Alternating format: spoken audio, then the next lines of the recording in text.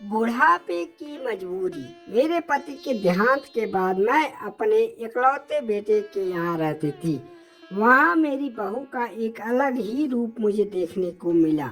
मेरे बेटे के बहू ने दोनों के मन में क्या है मैं इसे अच्छी तरह से जानती हूँ। वो चाहते हैं कि मैं वृद्धा आश्रम चली जाऊँ। मेरे पति के जाने के बाद मुझे यह सब देखना और सुनना पड़ेगा, इसका अंदाजा भी नहीं था।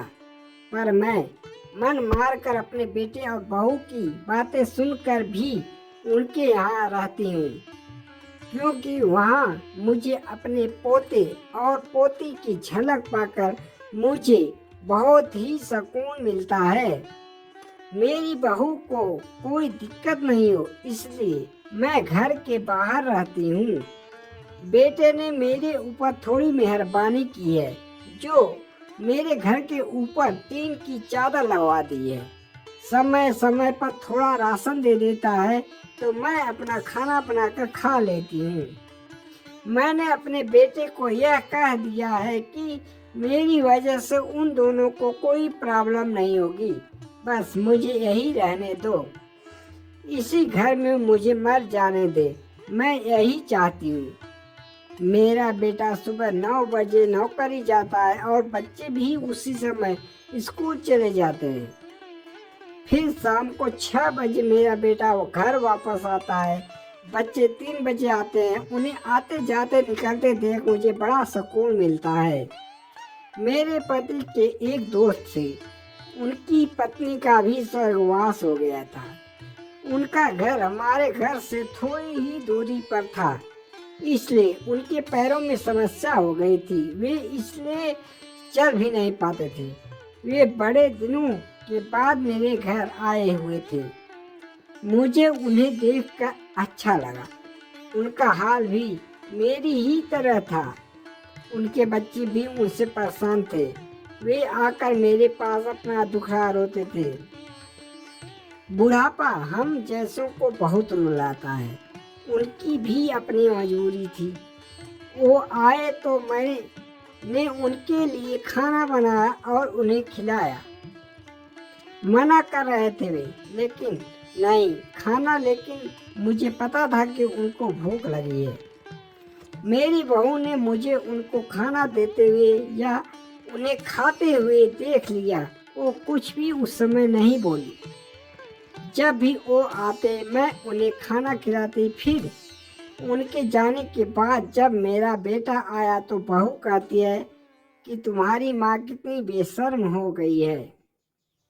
पता नहीं किस किस को आजकल बुलाकर खाना खिला रही है। बड़ी ही मुश्किल से कमाया जाता है पैसा।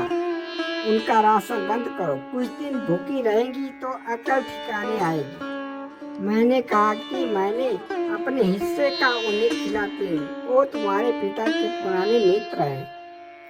फिर भी बहू का उल्टा सीधा बोलना शुरू रहा। बेटा भी बोला कि कुछ दिन भूखा ही रहने दो। मुझे मेरे बेटे ने घर के पीछे सीढ़ी के पास ले जाकर मुझे बैठा दिया। कहा कि अब यहीं बैठो। मेरे तो अब आंसू भी सूख गए थे। अगले दिन मुझे खाना नहीं मिला। मेरे टीन के ऊपर से छोटे से कमरे को मेरी बहू ने तोड़ दिया।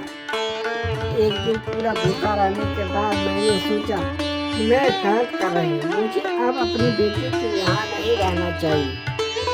मेरी ही परवरिश में कोई कमी रह गई है। तभी तो यह परिणाम आया। अगली सुबह मैंने अपने बेटे को कहा कि मुझे वृद्धा आश्रम छोड़ आए। अब मैं तुम दोनों को ज्यादा परेशान नहीं करना चाहती। बेटे के चेहरे पर भी अजीब सी खुशी थी। वह जल्दी से तैयार हो गया वहाँ उस आश्रम में मुझे छोड़ने के लिए।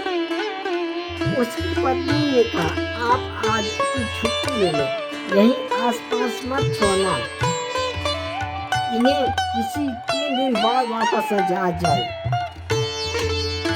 मैंने अपनी बहू से कहा कि बेटी चिंता मत करो, अब मैं नहीं आऊँगी। मैंने अपने पोता पोती को गले से लगाया। मुझे पता था कि अब हमारा मिलना नहीं हो पाएगा। वहाँ आकर मैंने देखा उस आश्रम में मेरी तरह तरह कई लोग हैं जो थोड़े दिन उदास रहते हैं, फिर सच को स्वीकार कर लेते हैं। मैं अब यहाँ खुश हूँ। मैं यहाँ कुछ काम भी करती हूँ। मैं चाहती हूँ किसी के साथ ऐसा न हो, लेकिन हमेशा किसका किसके साथ हो जाए कोई बता नहीं सकता। लेकिन हर माँ बाप को ऐसे समय के लिए भी तैयार रहना चाहिए। बस बच्चों को पाल कर बड़ा कर दो, उनके कुछ उम्मीदें मत रखो उनसे। यही मेरा कहना है आप लोगों से। धन्यवाद।